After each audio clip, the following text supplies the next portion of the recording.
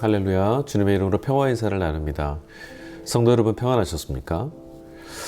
오늘 함께 나눌 짧은 질문 긴 묵상 시간에는요, 우리의 구원을 견인하시는 하나님의 은혜에 관한 말씀 좀 나누고 싶어요.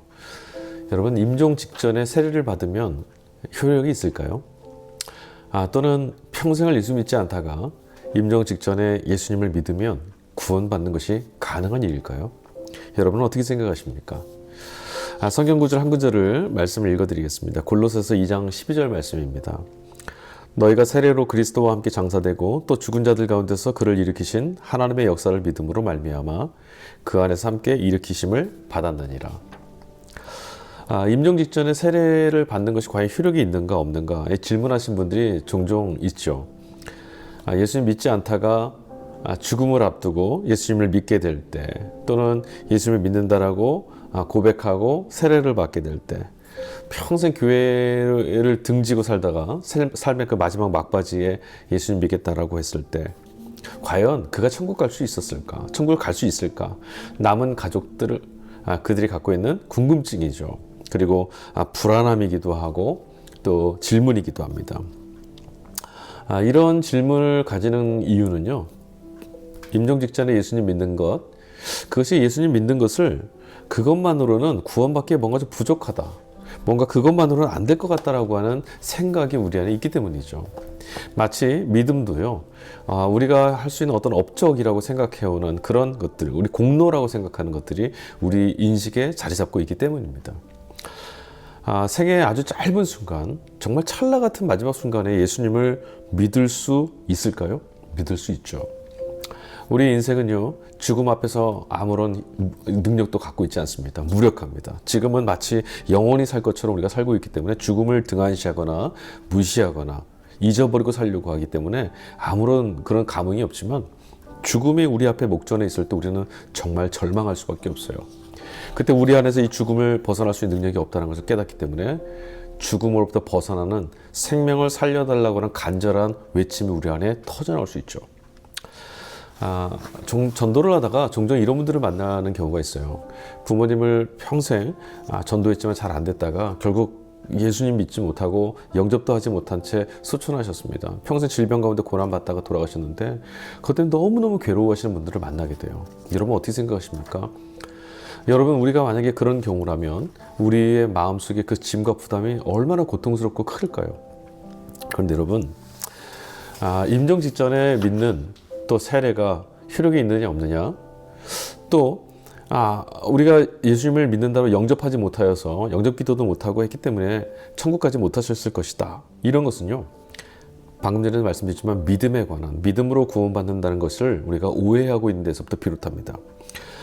구원을 주시는 분은 하나님이시죠. 우리가 무엇인가를 해서 구원받는 것이 아니라 구원은 전적인 하나님의 은총 사건입니다. 우리는 그 은총 사건을 믿음으로 고백하고 주님을 믿음으로 인해서 그 은혜를 받게 되는 거죠. 하나님께서 그 사람을 구원했느냐 아니냐는, 어떤 영혼을 받아주시는지 아니냐는 전적으로 하나님께 속해 있는 전속적인 구원의 역사입니다. 사실 우리는 겉으로 보는 모습으로는 그 사람 안에 진정성이 있는지, 구원이 정말 하나님께로부터 온다는 것을 온전히 믿는 믿음이 있는지 우리는 알 수 없어요. 우리는 아무것도 단정 지을 수 없습니다. 하나님께서 행하시는 일, 하나님께서 그 영혼 가운데 행하시는 일이기 때문입니다.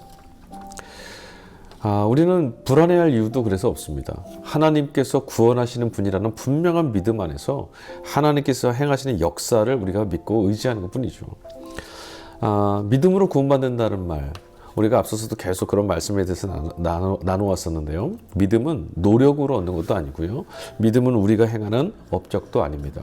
임종 직전에 혹은 죽음을 앞두고 라고 하는 말 속에는요, 시간이 너무 짧다, 믿음을 가지고 하나님께 뭔가를 할 수 있는 시간이 너무 짧다라는 생각이 전제되어 있는 거예요. 그러면 그 긴 시간 동안은 무엇을 할 수 있을까요? 우리가 뭔가를 해내고 하나님 앞에 뭔가를 이루어 드리고, 그러니까 공덕을 쌓는다라는 생각을 갖고 있기 때문입니다.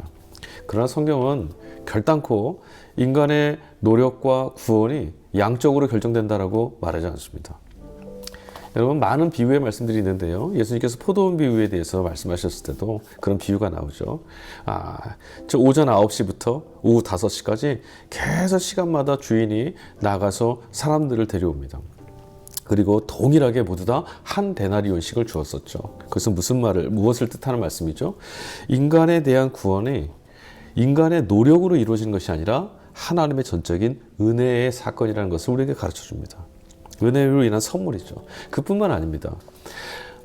예수님과 함께 십자가에 달렸던 좌우편의 강도가 있었어요. 그 중에 하나가 오늘 주님과 함께 낙원에 가게 해달라고 하나님 주님께 간절하게 간구했고, 예수님께서 그가 오늘 자신과 함께 낙원에 갈 거다라고 구원하시는 사건이 있었어요. 구원받은 강도 생각해 보십시오. 당신의 나라에 갈 때 나를 기억해 달라고 했던 그 강도, 삶의 끝자락에, 그것도 인생을 정말 많은 이들에게 해악을 끼치고 하나님 앞에 정말 범죄하며 살아왔던 그이가 삶의 마지막 찰나 같은 끝자락에 주님을 간절한 마음으로 붙들었어요. 그리고 예수님께서 그를 건져내셨죠. 그러니까 이것이 본인의 의사에 의한 진정성 있는 하나님을 향한 간구와 또 하나님께로 나가고자 하는 간절한 마음인가, 진실성이 있는가, 정직한 고백인가, 이것이 중요한 것이지 얼마나 오랫동안 얼마나 많이 이런 것으로 양적으로 결정되는 게 아니라는 거예요. 여러분, 사랑이 아무리 많이 고백을 한다고, 내가 당신을 사랑합니다라고 아무리 많이 고백을 한다고 해도 진정한 마음이 없으면 그건 사랑이 아니잖아요. 똑같은 거죠. 하나님께 예수 그리스도의 이름으로 당신의 은총으로 나는 아무런 공로 없사오니, 나는 아무런 능력이 없사오니 나를 구원해 달라고 하는 이 간구, 주님은 이 간구를 들으시는 분이세요. 그래서 여러분, 임종 직전이라 하더라도 주님을 영접하고 세례받는다면 그는 구원받는 거죠. 하나님께서 구원하시거든요. 그런데 여기서 하나 우리가 또 고민해 볼 것은, 세례도 받지 못했어요. 그리고 영접 기도도 하지 않았습니다. 그렇다면 어떻게 될까요? 그런 표식이 없으니, 그런 일들이 없으니 그럼 구원받지 못했을까?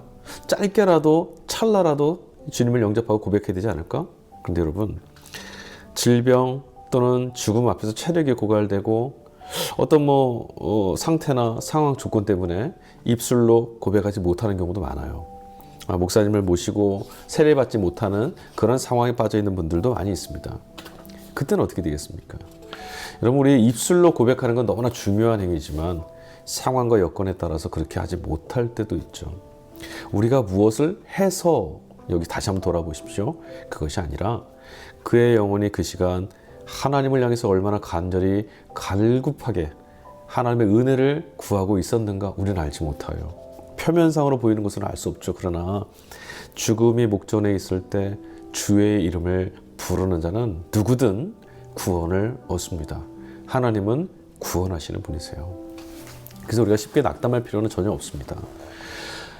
절망 가운데 있는 상황, 그리고 그가 죽음의 목전 앞에 홀로 있어야 될 그 고독한 상황에도 주님께서는요, 모든 영혼을 구원하시기 위해 찾아오시는 분이세요. 그때 문을 활짝 열고 예수 그리스도가 내미시는 손을 붙잡는다면 성경에 이르기를 분명히 그가 주님으로부터 구원함을 얻게 될 것입니다. 놀라운 구원의 역사는 주님, 은혜가 충만하신 주님 안에 있는 것입니다. 그러므로 여러분, 두려워하지 마십시오. 다만 우리 또 이렇게 생각해 볼 수 있어요. 그러면 죽기 전에 내가 주님을 믿는다라고 고백하고 영접하면 되지 않겠는가? 여러분, 그러나 두 가지 우리 큰 함정이 있습니다. 죽음이 언제 우리를 덮쳐올지 우리는 알 수 없습니다. 어느 순간 갑자기 우리의 모든 것들이 끝나고 하나님 앞에 서야 되는지 아무도 장담할 수 없기 때문이에요. 두 번째 또 무엇이냐면, 구원을 얻는다는 것의 의미를 우리가 오해했기 때문입니다. 여러분, 예수 그리스도를 영접하여서 그분 안에 구원을 얻고 그분과 동행하며 사는 것은 천국을 누리며 사는 삶과 같아요.